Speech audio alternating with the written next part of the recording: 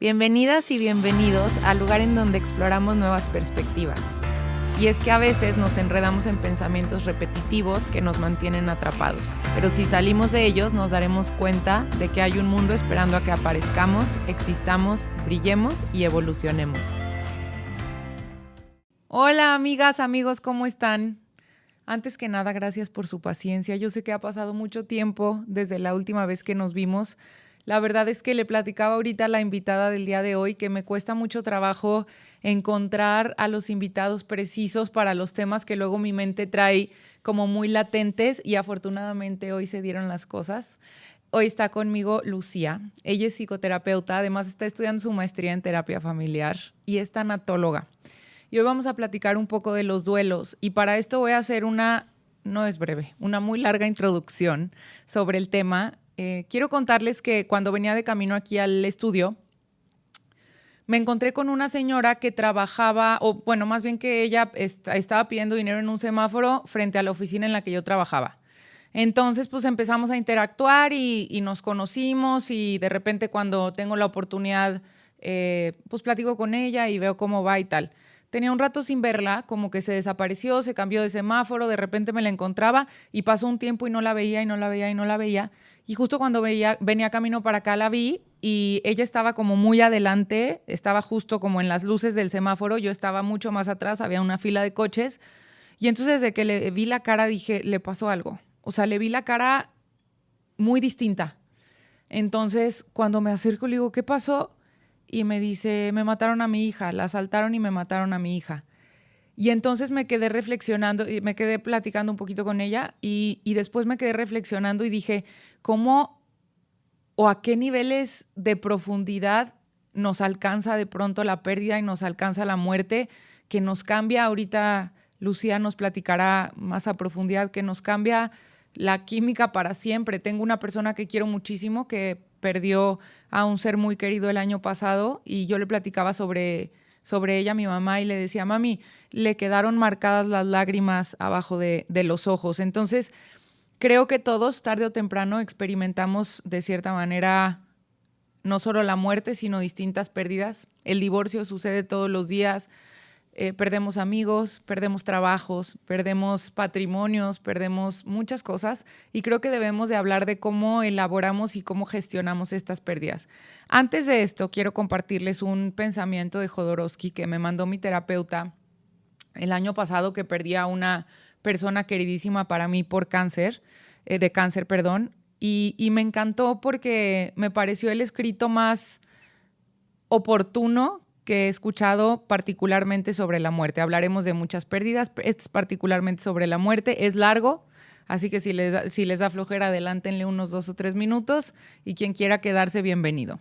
Y dice así: si te das prisa, me alcanzarás. Si frenas, te alcanzaré. Si andas tranquilamente, te acompañaré. Si te pones a girar, danzaré contigo, ya que nuestro encuentro es inevitable. Hazme frente ahora mismo. Soy tu sombra interior, la que ríe detrás de la ilusión que llamas realidad.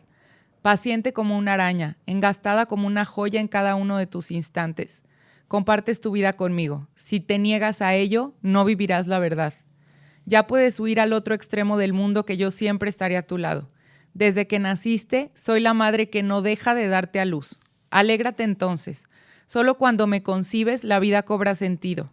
El insensato que no me reconoce se aferra a las cosas sin ver que todas me pertenecen. No hay ninguna que no lleve mi sello. Permanente impermanencia. Soy el secreto de los sabios. Ellos saben que solo pueden avanzar por mi camino. Los que me asimilan se vuelven poderosos. Los que me niegan, tratando en vano de huir de mí, pierden las delicias de lo efímero. Son sin saber ser. Agonizan sin saber vivir. Los niños no me imaginan. Si pudieran hacerlo, dejarían de ser niños, pues soy el final de la infancia. Quien me encuentra en su camino se vuelve adulto, sabe que me pertenece. Devoro sus dificultades, sus triunfos, sus fracasos, sus amores, sus decepciones, sus placeres, sus dolores, sus padres, sus hijos, su orgullo, sus ilusiones, su riqueza. Lo devoro todo. Mi voracidad no tiene límite. Devoro incluso a los dioses. Pero con el último, con el auténtico, una vez disueltas las máscaras en mis entrañas, me rompo los dientes. En su indescriptible misterio, en su presencia ausente, en su ausencia presente, me mato a mí misma. Cuando la totalidad de la materia pasa por mi garganta sin fondo y las cosas dejan de aparecer, me veo obligada a esfumarme. Gracias a mí todo se convierte en polvo y todo se hunde, pero no pienso que sea una tragedia. Hago de la destrucción un proceso de extremo esplendor. Espero que la vida se manifieste hasta alcanzar su mayor belleza y aparezco entonces para eliminarla con la misma belleza. Cuando llega al límite de su crecimiento, empiezo a destruirla con el mismo amor que se empleó en construirla. ¡Qué alegría! Mi destrucción permanente abre la vía a la creación constante. Si no hay fin, no hay comienzo. Estoy al servicio de la eternidad. Para obtenerla, debes aceptarme y debes combatirme al mismo tiempo, porque en el fondo no existo, solo existe la vida, es decir, el cambio. Si te entregas a la transformación, te conviertes en el amo del momento efímero, porque lo vives en su intensidad infinita.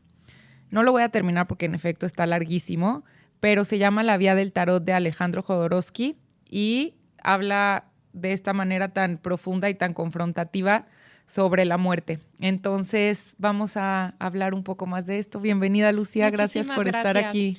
Te dije hace rato, es un tema que me apasiona. O sea, conecto mucho con esto por mi experiencia personal, por ser psicóloga, pero pues también como verlo como en el proceso de vida, ¿no? Justo la palabra tanatología significa thanatos, el estudio de la muerte. Entonces, pues es algo que nos asusta. ¿Por qué? Pues porque no sabemos qué es, ¿no? O qué viene después. Y pues bueno, estoy muy contenta. Gracias por invitarme. Bienvenida. Oye, tú eres psicóloga, o sea, estudiaste la carrera de psicología y después decidiste enfocarte en este tema de la tanatología. Me parece durísimo porque pues te enfrentas todos los días a lo más doloroso de la vida, que son las pérdidas, ¿no? No solo la muerte, sino las pérdidas en general. Cuando empecé a estudiar me decían, ¿por qué estudias eso?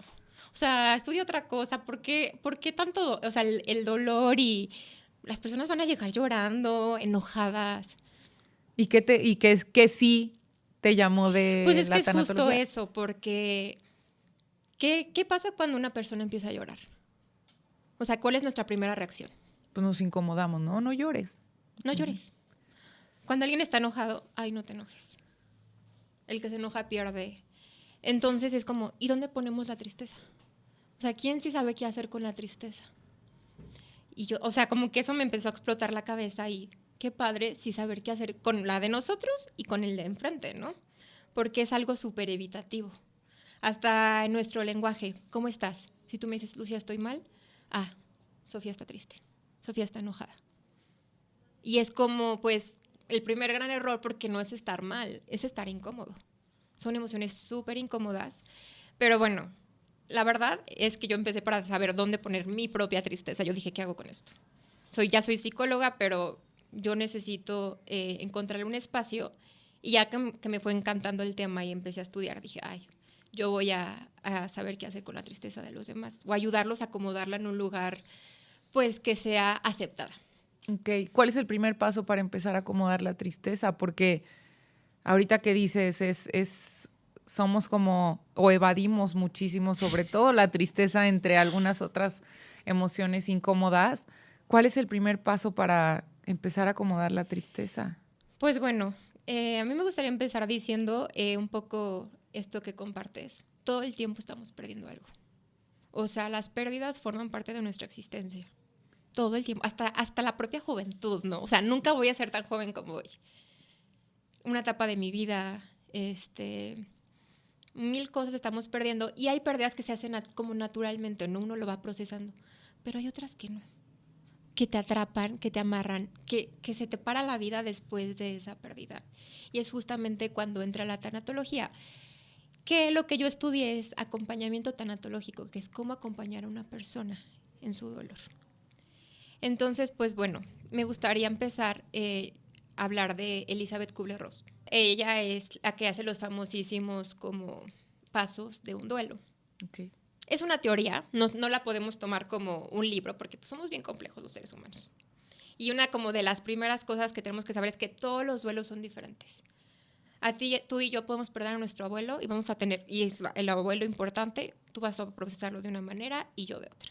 Qué importante esa parte que estás comentando, porque creo que algo que puede generar mucha frustración es justo clavarnos con el deber ser de estos procesos tan complejos. Porque Totalmente. hace ratito, justo como para enriquecer un poco este espacio, yo pregunté en mi Instagram cómo se siente perder a alguien. Y entonces me impresionó cómo, o sea, todos queremos expresar algo similar, pero todos hablamos de cosas distintas. O sea, por aquí ponen un vacío, alguien más pone que la vida que conocías ya no existe, no poder respirar, una angustia, nudo en la panza y en la garganta por semanas. Cuando perdí a mi hermana sentí que la vida era injusta y difícil. Se te hace un hueco con el que aprendes a vivir, es una emoción que duele físicamente. Un pedacito de ti se va con él, aprendes a vivir sin ese pedacito.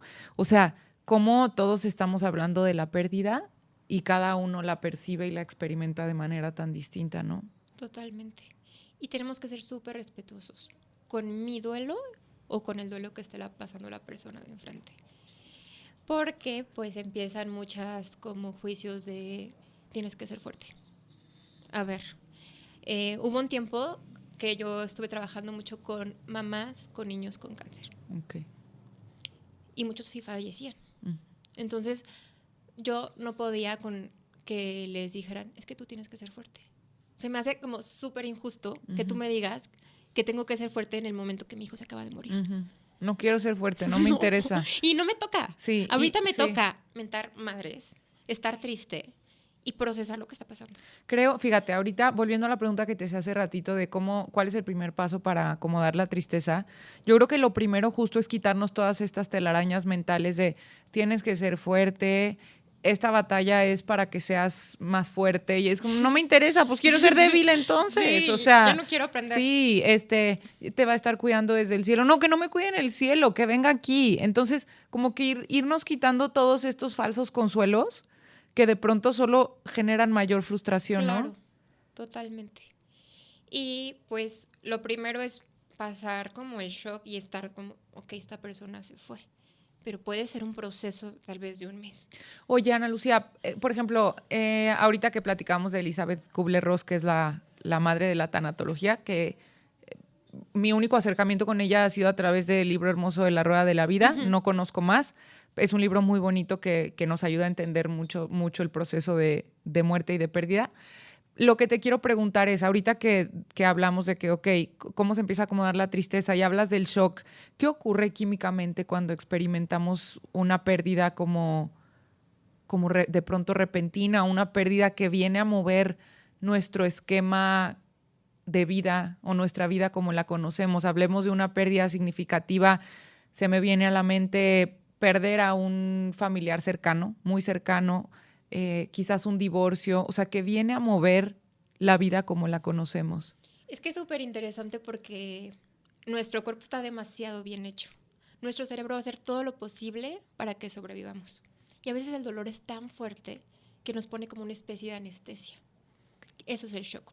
Por eso de repente nos podemos encontrar una persona que en un velorio está seria y dices, ¿por qué no está llorando? Es que está en shock. O sea, es tanto el dolor que ahorita no puede procesar lo que está pasando. Entonces, pues nos está echando la mano, ¿no? El chiste es que, pues, logre salir del shock. ¿Cómo a medida se de lo empieza? posible. ¿Cómo empiezas a salir del shock? Pues es como irlo procesando poco a poco. Que viene, o sea, hay como una serie de pasos. Quiero aclarar que no tiene que ser así tu duelo. Pero nos ayuda mucho a entendernos. O sea, a mí me ha pasado que yo digo, ay, yo estoy enojada y ayer estaba triste. Perfecto, bueno, significa que voy avanzando, ¿no? Pero bueno, primero es el shock. Entonces tal vez yo recibo una llamada y digo, no, esto no puede estar pasando, se equivocaron de coche, no hay manera. O cuando estoy ya con la persona y yo no reacciono, como que estoy viviéndolo, ¿no? Después del shock viene el enojo. O sea, enojo conmigo mismo porque no estuve ahí, enojo con la vida, enojo con la persona que se fue, enojo con la persona que me estoy separando. Y pues el enojo sabemos que es muy fuerte. O sea, la energía de la emoción del enojo es muy fuerte. Entonces, a veces paso de estar en shock a estar mentando madres o enojado conmigo mismo o lastimándome, queriéndome dormir más tal vez con alcohol, con drogas o con un cigarro, o sea, algo como que me adormezca, que pues sabemos que no es lo más recomendable, sino pues sentir el enojo. y también es parte de. O sea, no hay manera de que no lo saltemos. Después viene la negociación, que es súper interesante la negociación. Es como que, ¿qué podría pasar? ¿Qué podría hacer para que esto no esté pasando? A veces las personas lo sueñan. Es que lo soñé mi abuelo. O vi a una persona igualita en la calle. O si una persona está enferma, oye, pero si vamos con un doctor en Estados Unidos, tal vez va a encontrar la cura, ¿no? Entonces es como me estoy negociando para que esto no sea real. O en una pérdida de un divorcio, por ejemplo, ajá, y si nos vamos de viaje y nos sí, volvemos a oye, enamorar. y si cedo lo que te había dicho que para mí no era negociable, es como, no.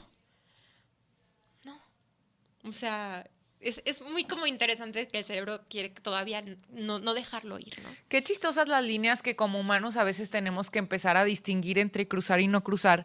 Ahorita que mencionaste esto del divorcio que dices, y si cedo en lo que era el no negociable, y como que para muchos quizás podría parecer como, es que está luchando por amor, y quizás en algunos casos así sea, pero en este caso en particular, qué importante entender cuando estás en una pérdida, en una relación de pareja, que puede ser parte de tu proceso de duelo. O sea, que Totalmente. tener estas ideas, ¿no? Salvadoras, puede ser parte de la etapa de negociación de un proceso de duelo. Súper de acuerdo contigo. Entonces es como muy padre decir, pues la mente quiere que regrese eso. Es parte de, ¿no?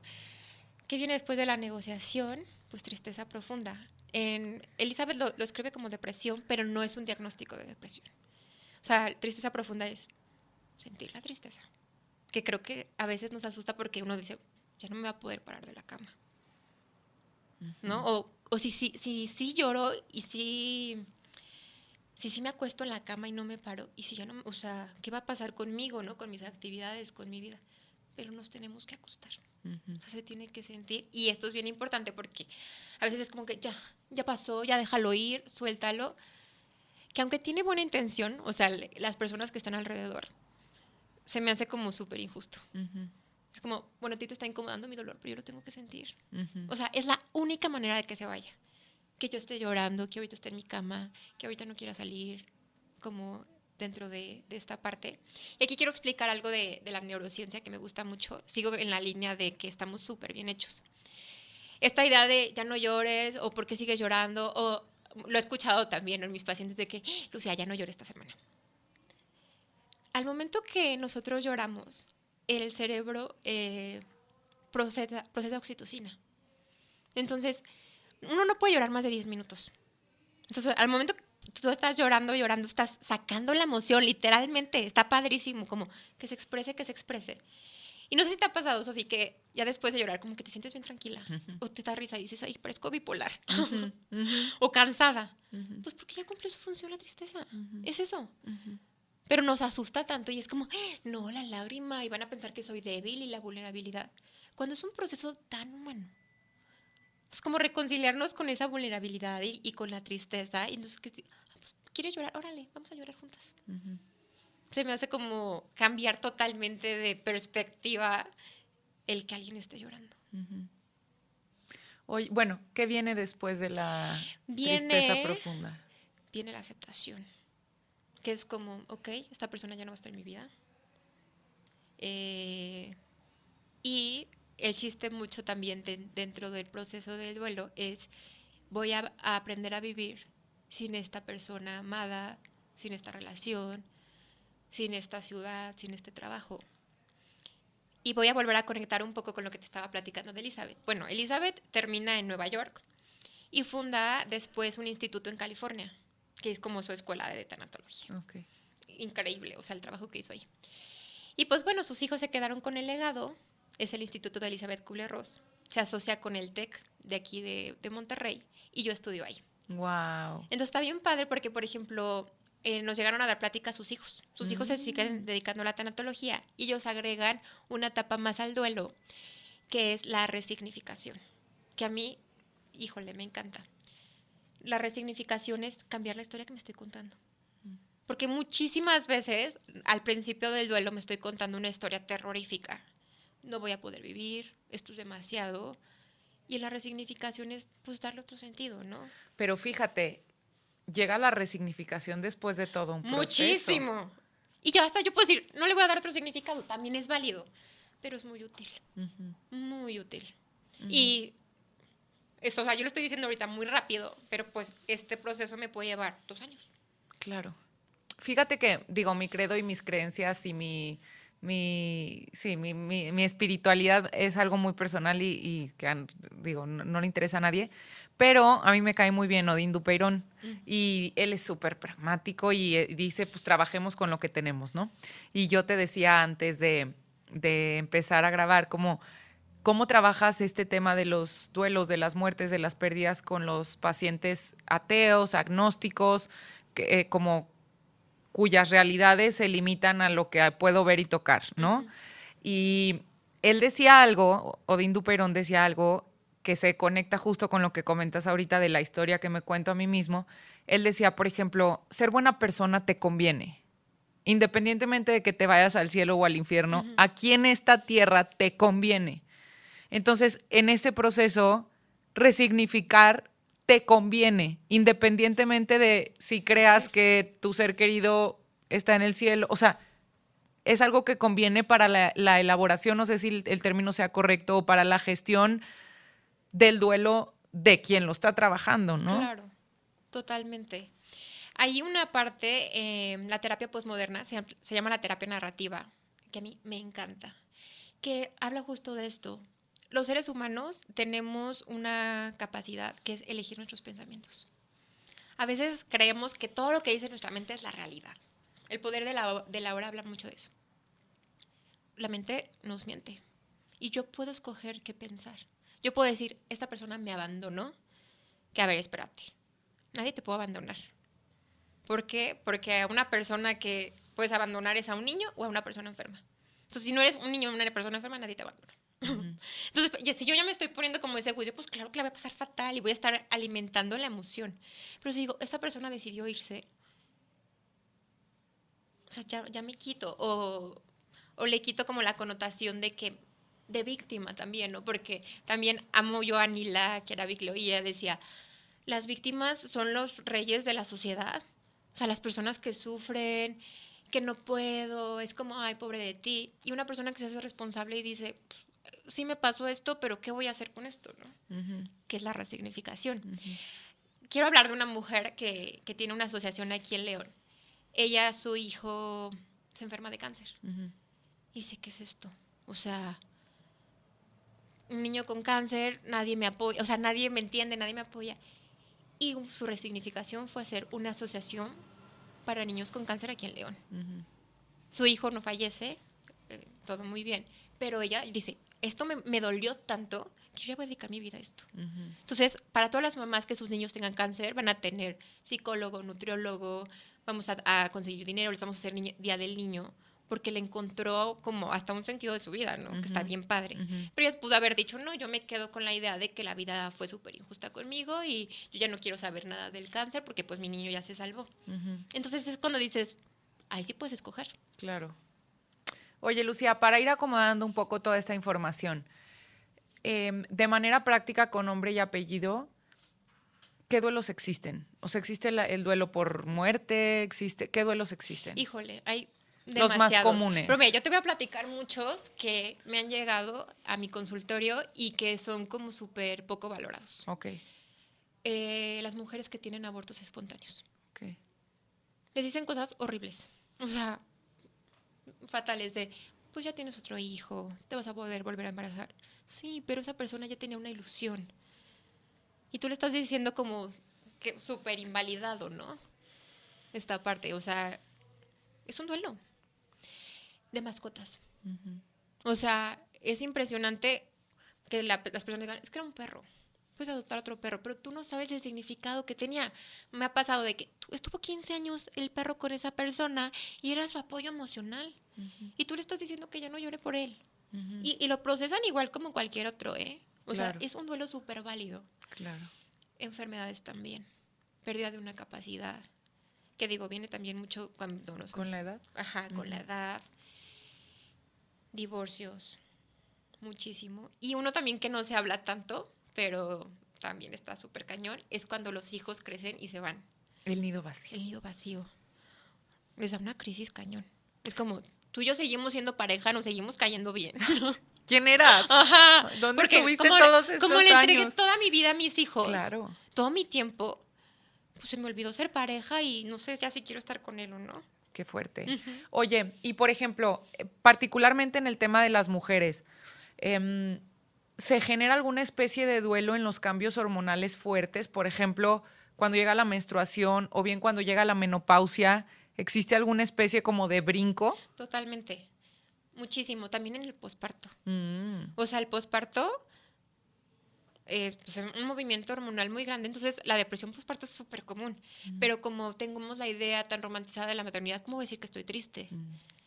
Como una vez más entra la parte social, que aunque lo biológico me impulse algo, pues que yo lo voy a ocultar. Y también he tenido como muchos acompañamientos de esto, ¿no? Como de, vamos a darle un significado para ti de la maternidad. Porque igual y tú escuchas toda tu vida que para eso naciste y que va a ser lo más increíble y estás diciendo, me la estoy pasando fatal. Oye, me parece súper, porque a ver, me queda claro, por ejemplo, cuando se muere alguien, pues ya se murió, ¿sí me explico? O sea, híjole, pedirle que regrese, pues no va a suceder. La pérdida, por ejemplo, de una pareja por divorcio o que terminas una relación, se me hace bien dura porque la persona sigue aquí Totalmente. y existe, o sea, es más probable que esa persona regrese a que regrese el muerto, ¿verdad? O sea, es cómo tú como terapeuta, como tanatóloga, te das cuenta cuando ya hay que empezar a procesar un duelo. O sea, quizás la persona está en negación y dices que probablemente vayamos a volver, es que, ¿qué como que red flags te encuentras tú de decir, aquí se tiene que empezar a trabajar con una pérdida? Mira, justamente las de pareja, en el tema de pareja es bien interesante porque, bueno, yo lo hago simbólicamente, en mi consultorio tengo una vela. Entonces le digo, es que mientras haya una vela prendida, tú no vas a avanzar. Que es como esta cuestión, o sea, ¿qué tendremos que hacer o qué tendrá que pasar para que se apague esa vela? Lo que sirve mucho en ese tipo de duelos, cuando ya estoy viendo si me quedo con esta pareja o no, es hacer como un check-in de todo lo que pude haber hecho. Ok. ¿Por qué? Porque le ayuda mucho al duelo. Ya no me queda con que, ¿y si lo hubiera intentado una vez más? O sea, si yo creo que tal vez una terapia de pareja, por ejemplo, sería la salvación, y ya fuimos a terapia de pareja y las cosas siguen igual, pues ya es como, hice lo que pude. O sea, te di todo lo que pude, intenté hablar, fuimos a terapia, y eso nos ayuda pues a apagar esa velita. Y también es súper significativo las despedidas. Eso también es algo que me he dado cuenta, que a las personas que más les cuesta procesar una pérdida es cuando no hubo una despedida.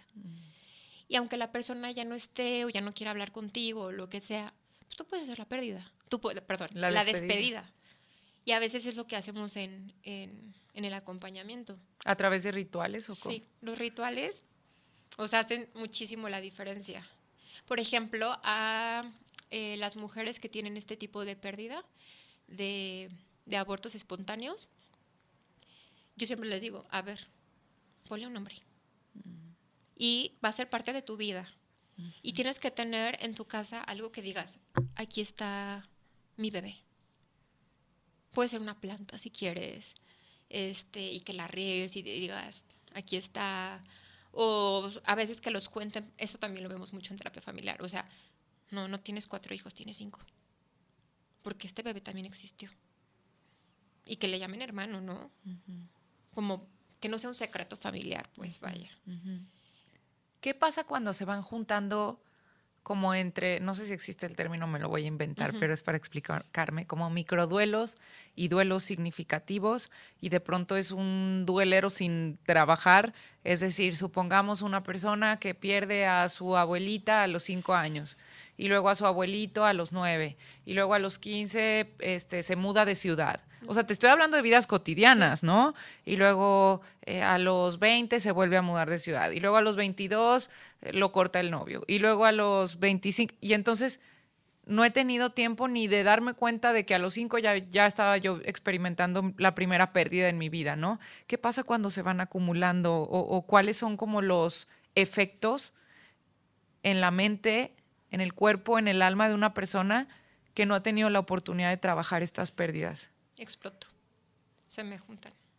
Y más si fueron muy significativos y fue algo que no procesé. O sea, ahorita que decías la idea, yo me imaginaba con novios, ¿no? Como termino con un novio y ando con otro.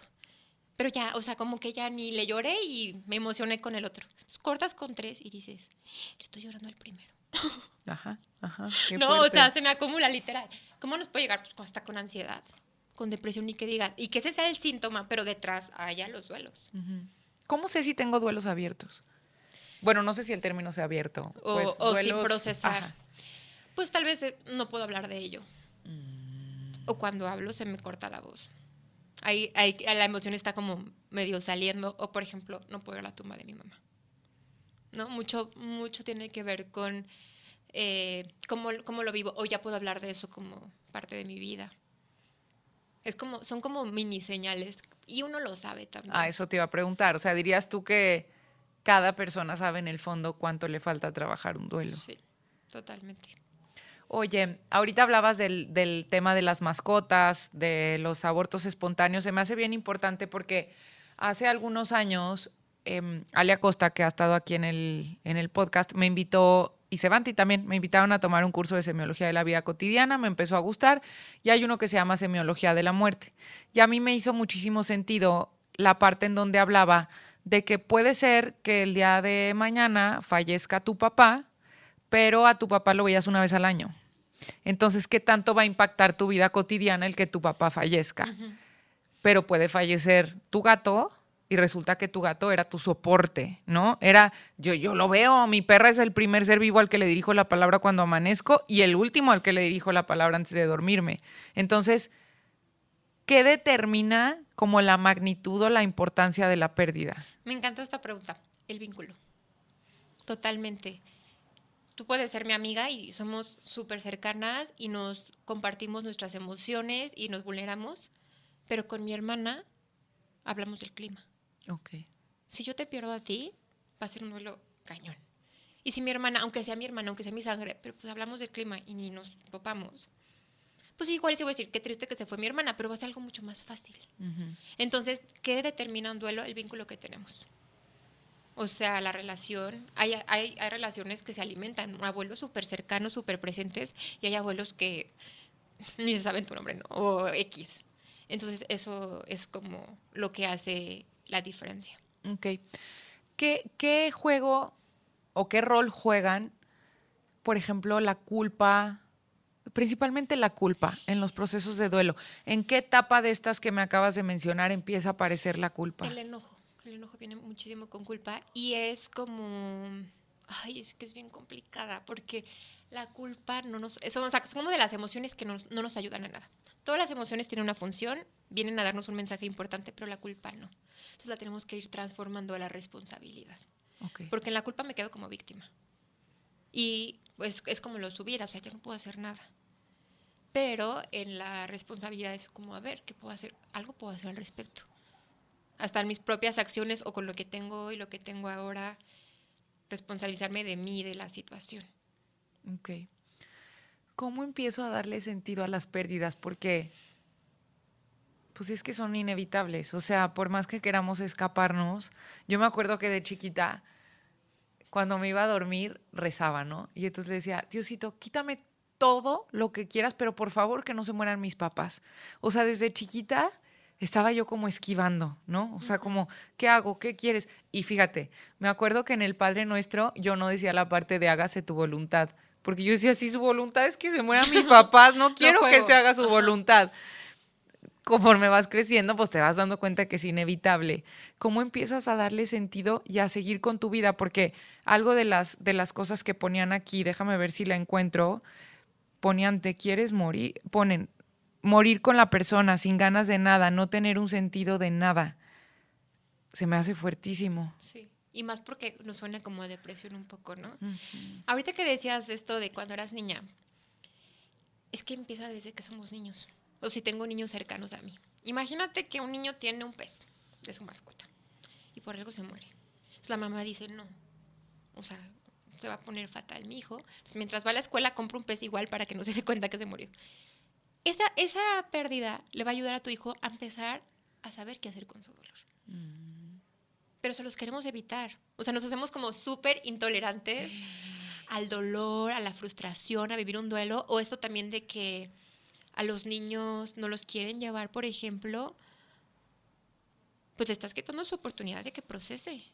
O sea, dejó de ver de su abuelo de un sábado a otro y ¿cuándo me despedí de mi abuelo? ¿A partir de qué edad sugieres tú que es prudente llevar a los niños a funerales? Se les tiene que explicar antes. Ok. Mira, vamos a ver esto. Y también, pues, o sea, que vayan con un adulto que los contenga emocionalmente. Y le preguntas, vamos a ver esto, ¿quieres ir a despedirte de tu abuelo, por ejemplo? Y si no, vamos mañana, pero te tienes que despedir. Tampoco estoy diciendo que lo vea, pues. Sí, sí, claro. Y hacer un ritual, por ejemplo, casero funcionaría. Sí, también. O sea, decir como nosotros vamos a pero despedir ¿sabes qué, a tu Sofi? abuelo. Luego también como que creemos que los niños... No se dan cuenta. O que no van a poder. Y a veces son más sabios que nosotros. Uh-huh. O lo procesan mejor. O sea, nosotros ya tenemos como más ideas y el niño lo va a tomar mejor que uno. Uh-huh. Entonces también como creer, mi hijo tiene la capacidad de gestionar. Sí. Esto. Sí, con criterio, evidentemente. Claro, y explicarles. Y hay veces que se sugiere como, pregúntale si quiere ir o no. Uh-huh. Pero no se lo digas, está horrible. Ajá, claro. Ajá. O sea, sí, y si no, vamos a ir después a que tú te despidas y le lleves unas flores. Uh-huh. Pero decir, aquí no pasó nada, ¿no? O mucho de que, pues ya me dijeron cuando había pasado un mes. Uh-huh. Porque se me hace, o sea, es cruel, injusto, sí. ¿Cómo se ve una persona que empieza como a ver la luz al final del túnel? Tú que lo ves todo el tiempo en tu consultorio, ¿qué señales empiezas a ver? Empiezan a disfrutar otra vez. Fíjate, ahorita que dices eso, perdón que te interrumpa, pero se me vino esto a la mente. Estoy volviendo a ver Sex and the City y vi la película porque me desesperé y como que quería acordarme de algunas cosas. Sex and the City es, pues primero me parece que son 6 temporadas y luego vienen 2 películas y luego viene el Just Like That. Ajá.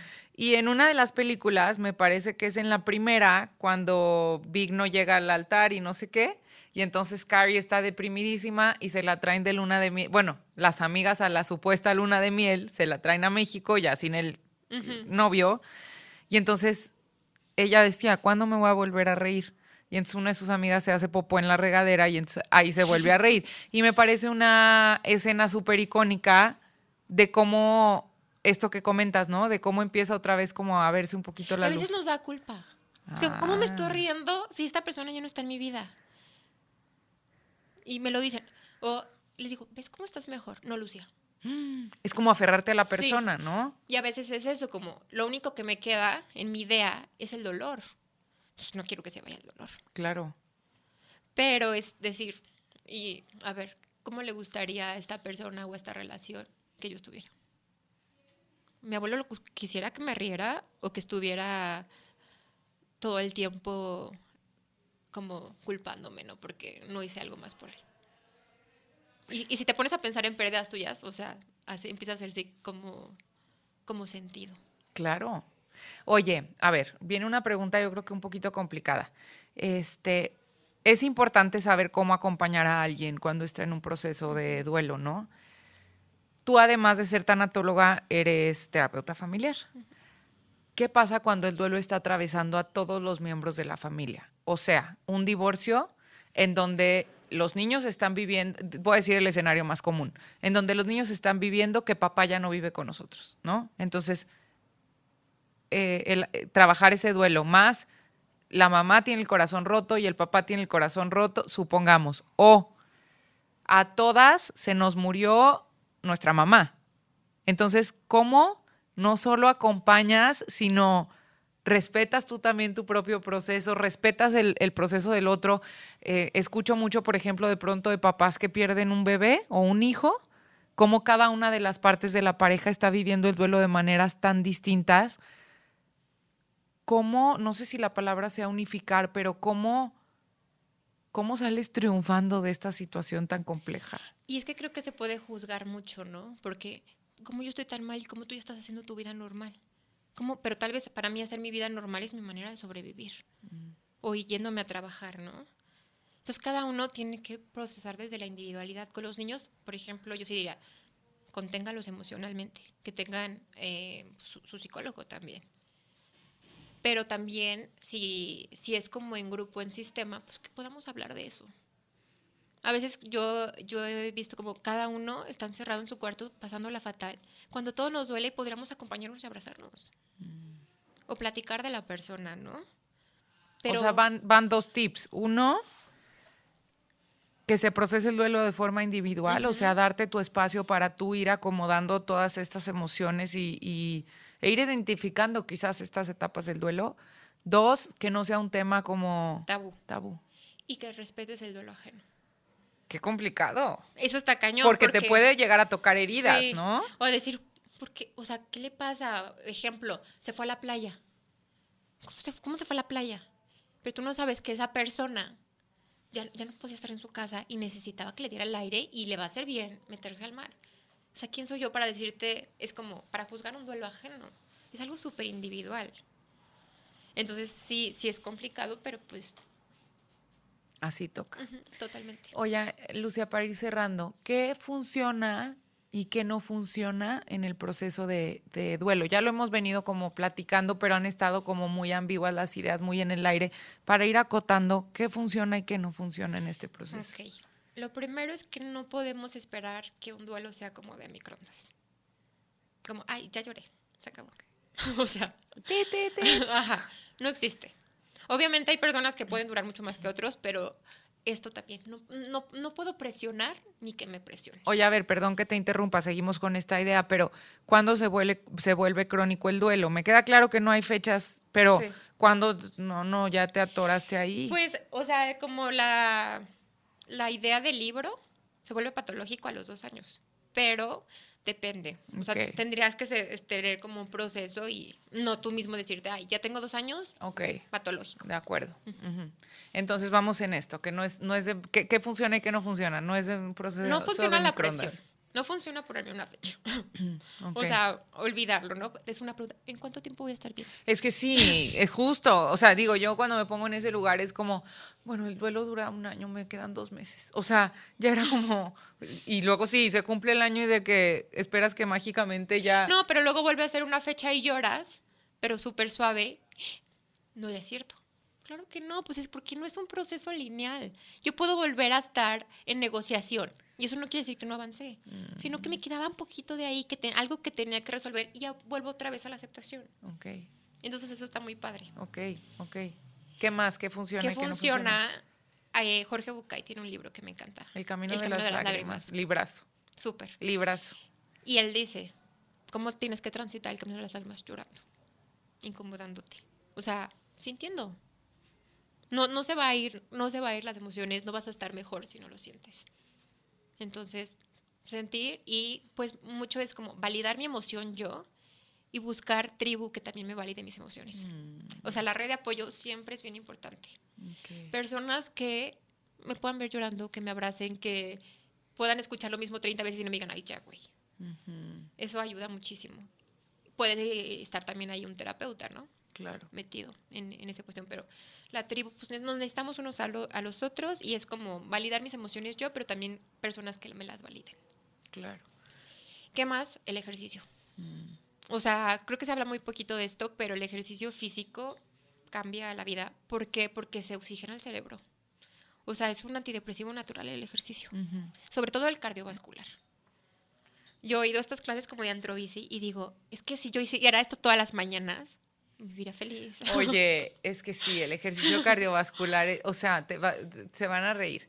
Y César, mi novio, se muere de la risa, pero por mi lesión del lumbar, como que estoy evitando correr porque pues es sobre asfalto y al final es como mucha presión a la espalda. Dije, me voy a poner a hacer zumba. Bueno, le dije a César, soy más feliz. ¿Qué te digo? O sea, soy mucho más feliz. Las señoras de Zumba la pasan increíble.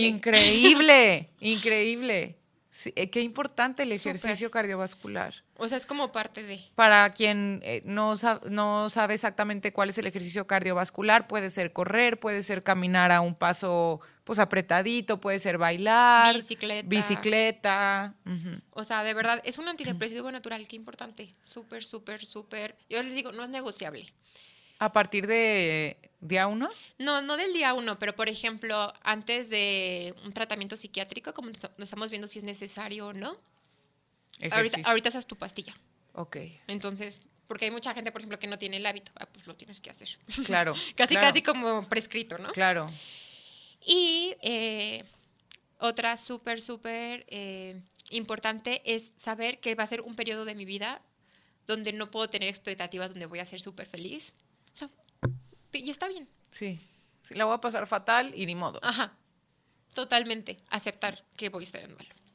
Yo les digo, ahorita no es momento como de que la vivas increíble, que tengas una boda y te ahogues de risa. Es sobrevivir. Uh-huh. Aprender a vivir sin esto que tanto amé y que ya no está en mi vida. Uh-huh. Y como dices tú, ahorita que hablabas de respetar el duelo, también entender, hay distintos tipos de personalidad, ¿no? Y me parece que con el duelo vienen como a verse con lupa algunos detalles de las personalidades. Y hay quien decide procesar su duelo quizás viendo más gente y como anestesiando, si se puede decir de cierta forma, un ratito estos espacios. Y hay gente que prefiere vivirlo en la comodidad de su sillón y así irlo procesando y entender a nuestros cercanos que deciden vivirlo así, ¿no? O sea, es que Sí. ¿por qué no vino? Porque la está pasando fatal, porque está sobreviviendo. Y justo ahí quiero mencionar algo. También hay una cultura un poquito fea de cuando una persona está pasando un duelo, que se dicen frases pues que tienen muy buena intención pero no ayudan. Como, sé lo que estás sintiendo. No es cierto. No sabes. No sabes. Sí. O, tienes que ser fuerte, tienes un ángel, un poco lo que hablamos. Y hay como una sugerencia desde la tanatología muy linda que es preguntar, ¿qué necesitas de mí? ¿Cómo te puedo ayudar? Si una familia está teniendo una pérdida, no le voy a decir, aquí estoy para lo que necesites. Voy a llegar un día con una canasta de pan para que tengan comida. O sabes qué, hoy yo me llevo a tus niños al cine para que tengas una tarde libre. Uh-huh. Porque te estás divorciando y necesitas una tarde libre. Uh-huh. O preguntar, ¿qué necesitas de mí? Quiero estar contigo. Uh-huh. ¿Cómo puedo estar contigo? Uh-huh. Es Qué muchísimo bonito. más significativo que imponerte. Uh-huh. Tienes que estar bien o a veces obligarte, ¿no? Tienes que venir a este lugar. Pregunta. Claro. Qué bonito. Sí, Sí. de que ya es que tienes que salir, que te dé el aire, no, espérate. Qué bonito eso. Oye, Lucía, bueno, definitivamente es un tema que da para muchísimo, sobre todo por la experiencia tan individual que resulta ser el duelo. O sea, Sí. seguramente quien escuche sea como, pero no tocaron esta parte, porque cada uno lo vamos experimentando de maneras distintas. Un mensaje general con el que quiera cerrar, sobre todo dirigido a las personas que ahorita están atravesando algún tipo de pérdida. Sí, es como la cara alterna de la tanatología, porque no todo es dolor, sufrimiento, sino también es la idea de que cuando llegamos al mundo, lo único que tenemos seguro para los controladores es que nos vamos a morir. Uh-huh. Entonces la tanatología también es una invitación a no tener conversaciones pendientes, a disfrutar el hoy, al ver el vaso medio lleno, lo que sí tengo, agradecer. Y se me viene a la mente una paciente que tuve hace un tiempo y que la quiero mucho. Era una señora que falleció su nieta. Y ella lloraba y me decía, Lucía, es que ella me decía, te amo, abuela. Y yo le decía, yo también. ¿Por qué no le dije que la amo más? Entonces es como una invitación a eso, ¿no? O sea, no dejes de decir te amo, no dejes de decir lo que sientes, no pospongas el viaje de tus sueños. Vive al día, porque no sabemos si se va a poder después o no, y es como una invitación a vivir. Ay, me encanta, qué bonito, me encantó ese cierre. Muchas, muchas gracias. Si te quieren encontrar o contactar, ¿cómo pueden? Pues bueno, tengo mi Instagram de psicología, entonces no sé si lo podamos como tallar. Claro, ¿sí? Si quieres deletrearlo y como quiera lo ponemos. Estoy como Psic Ana Lucía MV. Perfecto, te ponemos ahí para que quien sea que esté buscando algún tipo de acompañamiento en un proceso de duelo te busque, y no es tu única especialidad. Ves otros temas en consulta privada también. Muchísimas gracias por haber venido, por haber compartido esto. Seguramente volverás a venir a hablar de estos temas que son de tanto, a veces como tabú, ¿no? Entonces, qué padre que lo hayamos podido tocar. Gracias por darte el tiempo. Y a ustedes que nos escucharon, gracias. Una vez más, como les dije al inicio, gracias por ser tan pacientes con el tiempo que a veces hay entre un episodio y otro. Les adelanto que esta semana y la que entra voy a estar grabando varios episodios, entonces ya no va a pasar tanto tiempo. Y les quiero pedir, por favor, que se suscriban al canal de YouTube. Con eso nos ayudan muchísimo a que este podcast siga existiendo y que sigamos grabando muchos y muchos episodios que sean de su interés. Gracias por acompañarnos y nos vemos muy pronto.